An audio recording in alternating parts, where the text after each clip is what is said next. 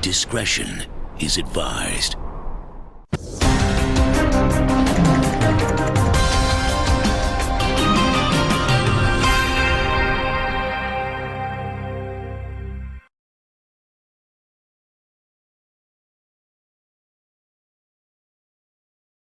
Mom of 3 killed in suspected murder-suicide in San Fernando. A mother of 3 was brutally murdered allegedly by her partner on Tuesday evening in San Fernando, the day after International Women's Day was commemorated.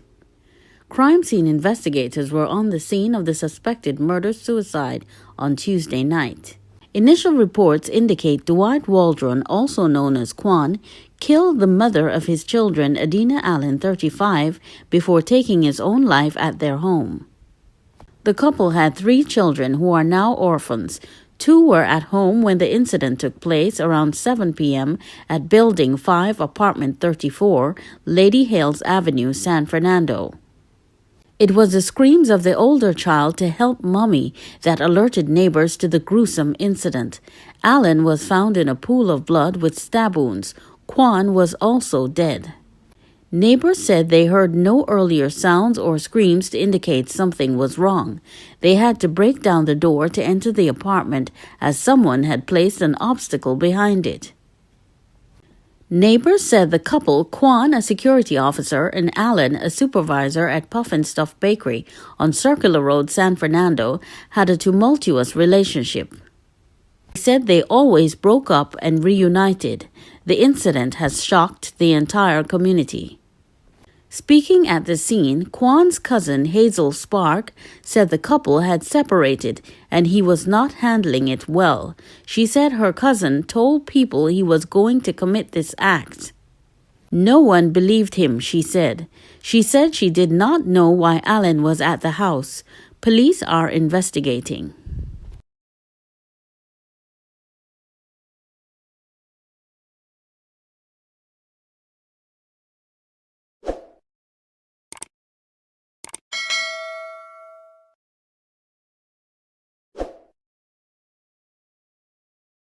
Trucking company boss gunned down, 2 employees shot. A Las Lomas businessman was killed and 2 employees injured in a drive-by shooting in Las Lomas on Tuesday.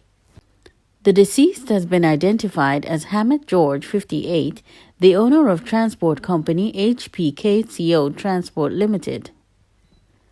A police report said that George was at his business place at Yankee Trace, Las Lomas No. 2 with his workers Kester Felix, 27, and another man who was not identified.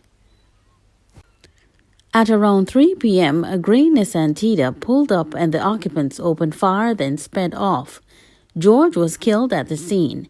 The 2 employees sustained gunshot wounds to their legs. Sergeant King, PC Valley, and others of the Las Lomas police post responded. Bandit shot dead after attempted Barrackpore robbery. Police detained an 18-year-old woman in relation to a robbery just minutes after an off-duty prison officer shot and killed a bandit in Barrackpore on Tuesday.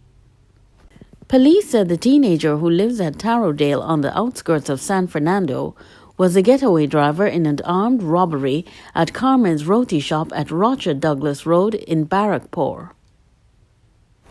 Police identified the deceased as Dane Boudou of Stella Street in La Romaine.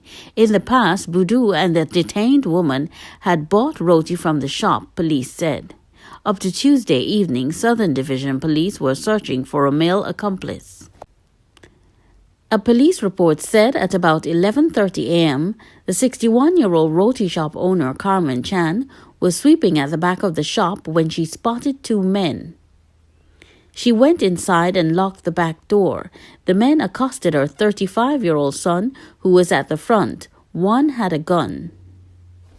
A struggle ensued and the frightened mother ran to the front and screamed out for help. On hearing the owner alerting passers-by, one bandit ran across the road to Simani Trace, where the woman was waiting in a car. Boudou, the other man, grabbed a sum of cash before following his accomplice, but the prison officer had been alerted, and one of the 2 men opened fire at him. The 53-year-old returned fire, hitting Budu in his upper body.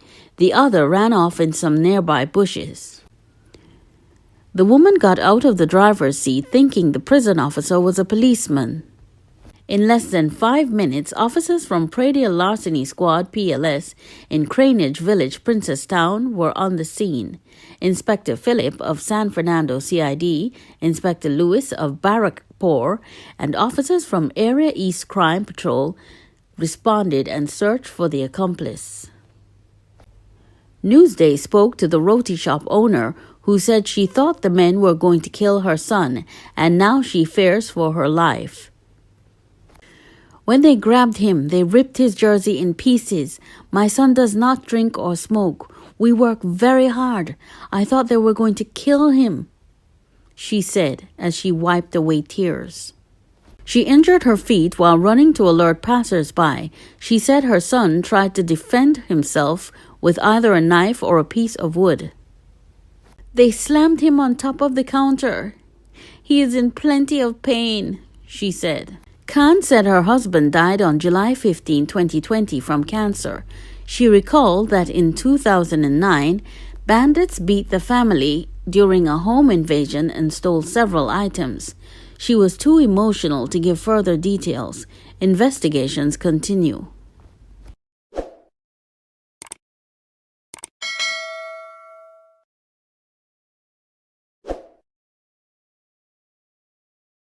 Search for missing teen Christopher Cummings ends with horrific discovery. The search for missing 17-year-old Christopher Cummings ended on Tuesday. Christopher's body was found beneath galvanized roofing sheets in a clearing near his home at Achong Trace, Tunapuna. Christopher was last seen around 8:30 p.m. on March 5th, wearing a black pants and slippers. A police report said that around 7:20 p.m. on Monday, Cummings' brother Trevor Walker, 29, went to the Tunapuna police station to report Christopher missing. According to the police report, Walker told police he last saw his brother 2 days earlier and had checked at all locations in the Tunapuna district where his brother may have been, but did not find him. Walker told police that unlike previous occasions when his brother left home, on this occasion he was unable to contact Christopher via cell phone and that all calls went directly to voicemail.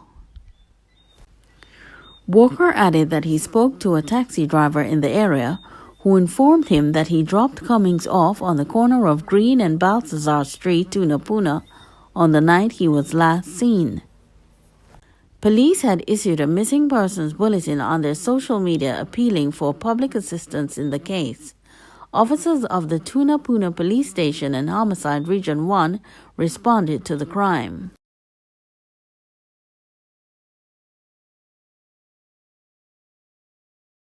Father charged with whipping sons aged 6 and 10.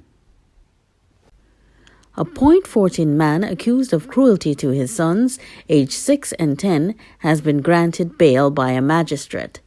The 38-year-old accused was granted $50,000 bail with a surety when he pleaded not guilty before a Point 14 magistrate yesterday to 2 offenses of cruelty to his sons.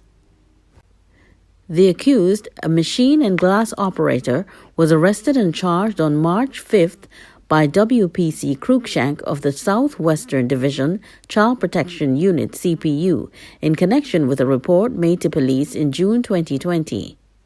In June 2020, the boy's uncle made a report to the police that their father was in the habit of physically abusing them. The uncle also told police that 2 weeks prior to the report, the accused allegedly assaulted them with a cord taken from a vehicle. The boys were reportedly treated at hospital after sustaining injuries from the alleged assault.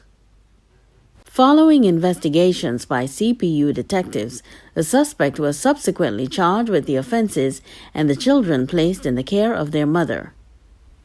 The investigation was supervised by Acting Superintendent Claire Guy Allen, Inspector Knott, and Sergeant Taylor. The case was postponed to April 1st.